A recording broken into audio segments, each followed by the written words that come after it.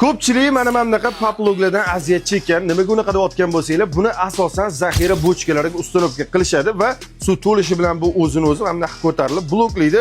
Suv kamayishi bilan yana suvni ochadi.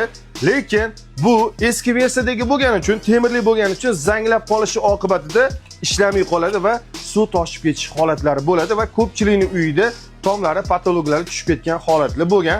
Xuddi shunaqa holatlarni oldini olish uchun men sizlarga zo'r yechimni topib qo'yganman.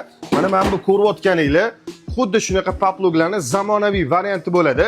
Ko'ryapsizlar, 3 xil razmerda bo'ladi, 2 xil turdagisi bo'ladi. Ko'ryapsizlar, primoy bo'ladi va burchakli varianti bo'ladi.